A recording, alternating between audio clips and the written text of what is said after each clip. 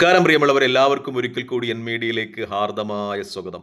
റമലാൻ മാസത്തിന്റെ കടന്നുവരവോടുകൂടി അൽ അക്സയിൽ കടുത്ത നിയന്ത്രണങ്ങളാണ് ഇസ്രായേൽ കൊണ്ടുവരുന്നത് എന്ന റിപ്പോർട്ടുകൾ പുറത്തുവരികയാണ്. അതോടനുബന്ധിച്ച് ഇസ്രായേലും ഹമാസും തമ്മിൽ ഭിന്നത രൂക്ഷമാകുന്നു എന്ന റിപ്പോർട്ടുകളുമുണ്ട്. പ്രത്യേകിച്ചും അൽ അക്സയിലെ നിയന്ത്രണങ്ങൾ എന്ന് പറയുന്നത് 12 വയസ്സിനു താഴെയുള്ള കുട്ടികൾക്ക് മാത്രമേ പ്രവേശനം അനുവദിക്കൂ. ഒപ്പം തന്നെ 50 വയസ്സിന് മുകളിലുള്ള പുരുഷന്മാർക്കും 55 വയസ്സിന് മുകളിലുള്ള സ്ത്രീകൾക്കും മാത്രമായി പ്രവേശനം പരിമിതപ്പെടുത്തുകയാണ്. യുവാക്കൾക്ക് ഒരു രീതിയിലും പ്രവേശനം അനുവദിക്കില്ല എന്നാണ് പറയുന്നത്. ഒപ്പം തന്നെ ചില ഫോമുകളൊക്കെ ഫില്ല് ചെയ്ത് കൊടുത്താൽ മാത്രമേ പ്രവേശനം അനുവദിക്കൂ. അതായത് ഇസ്രായേലിൻ്റെ ഒരു ഗുഡ് ലിസ്റ്റിലുള്ള ഇസ്രായേലിൽ ഇഷ്ടപ്പെടുന്ന ആളുകൾക്ക് മാത്രമേ അൽ അക്സ പള്ളിയിലേക്ക് പ്രവേശനം അനുവദിക്കൂ. ഒപ്പം തന്നെ കഴിഞ്ഞ കാലഘട്ടങ്ങളിൽ ഇസ്രായേലിൻ്റെ തടവിലുണ്ടായിരുന്ന എന്തെങ്കിലും കാര്യങ്ങൾക്ക് ഇസ്രായേൽ തടവിൽ പിടിച്ച വിമോചിതരായ ആളുകളെ ഒന്നും ഇപ്പോൾ അൽ അക്സ പള്ളിയിലേക്ക് പ്രവേശിക്കുന്നതിന് ഇസ്രായേൽ ഈ റമലാന്റെ കാലഘട്ടത്തിൽ അനുവദിക്കുന്നില്ല എന്ന ഒരു വാർത്ത അന്താരാഷ്ട്ര മാധ്യമങ്ങൾ റിപ്പോർട്ട് ചെയ്യുമ്പോൾ തന്നെ ഹമാസിന്റെ പ്രതികരണവും ഇതോടനുബന്ധിച്ചുണ്ടായിരിക്കുന്നു. അൽ അക്സയുടെ വിമോചനത്തിനു വേണ്ടി വെസ്റ്റ് ബാങ്കിലെയും ജെറുസലേമിലെയും ആളുകൾ മുന്നോട്ട് വരണം എന്ന രീതിയിൽ ഹമാസിന്റെ ആഹ്വാനം ഉണ്ടായതായി റിപ്പോർട്ടുകൾ വരുന്നു. അപ്പോൾ ഈ റമലാനോടനുബന്ധിച്ച് അൽ അക്സയിലെ ഈ നിയന്ത്രണവും അതുപോലുള്ള ഹമാസിന്റെ പ്രതികരണവുമൊക്കെ ആ മേഖലയെ എത്രത്തോളം സംഘർഷഭരിതമാക്കും എന്ന ആശങ്കയിലാണ് അന്താരാഷ്ട്ര സമൂഹം എന്ന് പറയാം. എന്തായാലും മറ്റൊരു കാര്യങ്ങൾ കൂടി ഈ മേഖലയിൽ നിന്ന് റിപ്പോർട്ട് ചെയ്യുന്നുണ്ട്. മധ്യ ഇസ്രായേലിൽ ഗസയിൽ നിന്ന് വ്യോമ ആക്രമണം, അതായത് മിസൈൽ ആക്രമണം ഉണ്ടായതായ റിപ്പോർട്ടുകൾ പുറത്തു വരുന്നുണ്ട്. IDF ഇത് സംബന്ധിച്ച് സ്ഥിരീകരണം നൽകുന്നുണ്ട്.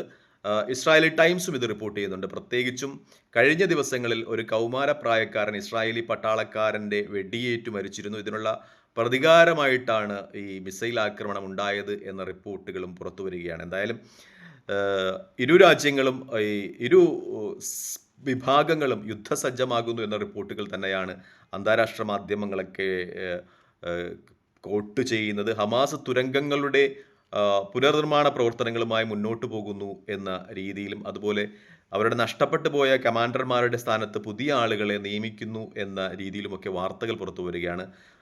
അതുപോലെ തന്നെ ഇസ്രായേലിൻ്റെ യുദ്ധലക്ഷ്യമെന്ന് പറയുന്നത് ഗസയിൽ അവശേഷിച്ച കെട്ടിടങ്ങൾ കൂടി തകർക്കുകയും ഹമാസിൻ്റെ നേതാക്കന്മാരെ പൂർണ്ണമായും ഉന്മൂലനം ചെയ്യുകയുമാണെന്ന രീതിയിലും റിപ്പോർട്ടുകൾ പുറത്തു വരികയാണ്. അങ്ങനെ ഇരുവിഭാഗവും നഷ്ടപ്പെട്ടു പോയ ടണലുകളുടെയും തുരങ്കങ്ങളുടെയൊക്കെ പുനർനിർമ്മാണവും അതുപോലെ നേതാക്കന്മാരുടെ മരണവുമൊക്കെ ലക്ഷ്യം വയ്ക്കുമ്പോൾ ആ മേഖല കൂടുതൽ സംഘർഷഭരിതമാകുന്നു എന്നു തന്നെയാണ് റിപ്പോർട്ടുകൾ സൂചിപ്പിക്കുന്നത്. മറ്റൊന്നു കൂടിയുണ്ട്, കടുത്ത ശൈത്യം. അത് ഗസയിൽ കുട്ടികളെ ക്രൂരമായി കൊല്ലുന്നതിന് കാരണമാകുന്നു എന്നു തന്നെയാണ്. 6 കുട്ടികളാണ് കഴിഞ്ഞ ദിവസങ്ങളിൽ മാത്രമായി കൊടും ശൈത്യത്തെ അതിജീവിക്കുവാൻ കഴിയാതെ മരിച്ചു വീഴുന്നത് എന്ന റിപ്പോർട്ടുകൾ പുറത്തു വരികയാണ്. പ്രത്യേകിച്ചും ഈ ടെൻറ്റുകളും അതുപോലെ മൊബൈൽ ഹോമുകളും ഒന്നും ഇസ്രായേൽ ഗസയിൽ അനുവദിക്കുന്നില്ല. അതുകൊണ്ട് തന്നെ കടുത്ത ശൈത്യത്തെ ഈ ഇസ്രായേലിലെ കടുത്ത വ്യോമാക്രമണത്തിൽ പാർപ്പിടം നഷ്ടപ്പെട്ട ആളുകൾക്ക് കഴിയുവാനുള്ള ടെൻറ്റുകൾ കെട്ടുവാനും ഈ മൊബൈൽ ഹോമുകൾ കെട്ടുന്നതിന് പോലും അനുവദിക്കാത്തത് കൊണ്ട് തന്നെ ഈ നവജാത ശിശുക്കളൊക്കെ കടുത്ത ശൈത്യത്തെ അതിജീവിക്കുവാൻ കഴിയാതെ മരിച്ചു വീഴുന്നു എന്നത് വളരെ വേദനാജനകമാണ്. നമ്മൾ എപ്പോഴും പറയാറുള്ളത് പോലെ തന്നെ ഇസ്രായേൽ ലക്ഷ്യമാക്കുന്നതെന്ന് വെച്ചാൽ കൊച്ചുകുട്ടികളെയാണ്. മിക്കപ്പോഴും ആ കുട്ടികൾ വളർന്നു വന്ന് ഫലസ്തീൻ്റെ വിമോചന സമര പോരാട്ടങ്ങൾ ഏറ്റെടുക്കരുത് എന്നൊരു ഗൂഢലക്ഷ്യം അതിന് പിന്നിലുണ്ട് എന്ന് തന്നെയാണ് യാഥാർത്ഥ്യം. അതുകൊണ്ട് തന്നെ ഈ കുട്ടികളെ പാർപ്പിക്കുന്ന ഹോസ്പിറ്റലുകളൊക്കെ തന്നെ മിക്കപ്പോഴും ഇസ്രായേൽ ലക്ഷ്യമാക്കാറുണ്ട്. അതുപോലെ തന്നെയാണ് ഇപ്പോൾ ടെൻറ്റുകളും ഈ മൊബൈൽ ഹോമുകളുമൊന്നും കെട്ടാൻ അനുവദിക്കാതെ ഈ കുട്ടികളെയൊക്കെ പിഞ്ചു കുട്ടികളെയൊക്കെ മനഃപൂർവ്വം മരണത്തിന് വിട്ടുകൊടുക്കുന്ന ഒരു സംഭവത്തിലേക്ക് ഇസ്രായേൽ നയിക്കുന്നത് എന്നതും ഒരു യാഥാർത്ഥ്യമായി നിലനിൽക്കുകയാണ്. മറ്റൊന്ന്, ഷെറി ബിബാസിൻ്റെയും അവരുടെ കുട്ടികളുടെയും ശവസംസ്കാര ചടങ്ങുമായി ബന്ധപ്പെട്ട വാർത്തകളും അന്താരാഷ്ട്ര മാധ്യമങ്ങളൊക്കെ റിപ്പോർട്ട് ചെയ്യുന്നുണ്ട്. നേരത്തെ ഒക്കെ പറഞ്ഞതുപോലെ തന്നെ ഷെറി ബിബാസിൻ്റെയും അവരുടെ കുട്ടികളുടെയും ശവസംസ്കാര ചടങ്ങുകളിൽ നിന്ന് ഇസ്രായേലി സർക്കാരിൻ്റെ പ്രതിനിധികളെ പങ്കെടുക്കുന്നതിന് ഷെറി ബിബാസിൻ്റെ ഭർത്താവും അവരുടെ സഹോദരിയും തടഞ്ഞു എന്ന വാർത്തകളാണ് പുറത്തു വരുന്നത്. യാദൻ ബിബാസും അദ്ദേഹത്തിൻ്റെ സഹോദരി ഒഫ്രി ബിബാസും ഇസ്രായേലി ഗവൺമെൻറ്റിൻ്റെ പ്രതിനിധികളെ ഈ ശവസംസ്കാര ചടങ്ങുകളിൽ അദ്ദേഹത്തിൻ്റെ യാദൻ ബിബാസിൻ്റെ ഭാര്യ ഷെറി ബിബാസിനെയും അദ്ദേഹത്തിൻ്റെ കുട്ടികളുടെയും ശവസംസ്കാര ചടങ്ങുകളിൽ പങ്കെടുക്കുന്നതിന് തടഞ്ഞു എന്ന വാർത്തയാണ് പുറത്തു വരുന്നത്. നേരത്തെ തന്നെ അദ്ദേഹം ആരോപിച്ചിരുന്നു ഇസ്രായേലി സർക്കാരിൻ്റെ സ്വാർത്ഥ താല്പര്യങ്ങളാണ് തൻ്റെ ഭാര്യയുടെയും കുട്ടികളുടെയും കൊലപാതകത്തിലേക്ക് നയിച്ചത് എന്ന രീതിയിൽ അദ്ദേഹത്തിൻ്റെ പ്രതികരണമുണ്ടായിരുന്നു.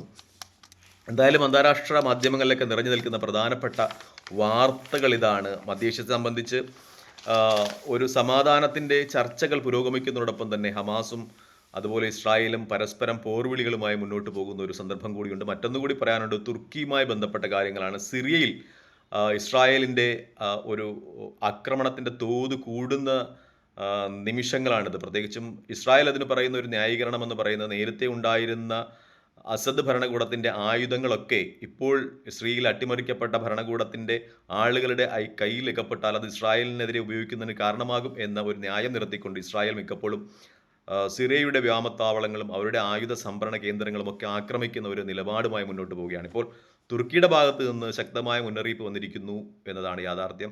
കാരണം തുർക്കിയെ അനുകൂലിക്കുന്ന ഒരു ഭരണകൂടമാണ് ഇപ്പോൾ സിറിയയിലുള്ളത്.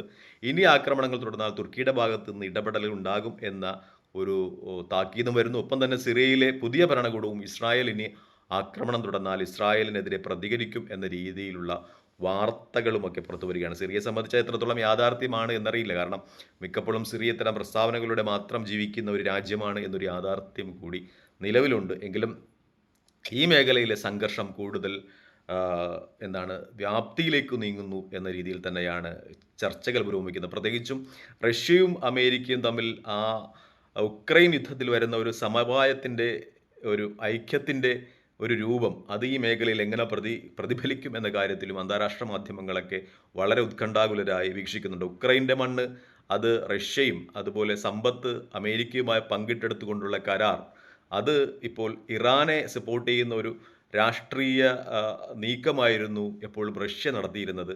മിക്കപ്പോഴും ഗസയുടെ കാര്യത്തിലും അങ്ങനെ തന്നെയായിരുന്നു. ഗസയുടെ കാര്യം പറയുകയാണെങ്കിൽ റഷ്യ മിക്കപ്പോഴും ഹമാസിൻ്റെ നേതാക്കന്മാരെയൊക്കെ റഷ്യയിലോട്ട് വിളിച്ച് സന്ധി സംഭാഷണങ്ങൾ ഏർപ്പെടുന്ന ഒരു രീതി ഉണ്ടായിരുന്നു. യുദ്ധം തുടങ്ങിയതിന് ശേഷം തന്നെ ഏകദേശം 2 പ്രാവശ്യമാണ് ഹമാസിൻ്റെ നേതാക്കന്മാർ റഷ്യയിലെത്തുകയും പ്രത്യേകിച്ചും റഷ്യയുടെ വിദേശകാര്യ മന്ത്രാലയത്തിൻ്റെ പ്രത്യേക ക്ഷണപ്രകാരം റഷ്യയിലെത്തുകയും അവരുമായിട്ട് ചർച്ചകളൊക്കെ നടത്തുകയും ചെയ്തത്.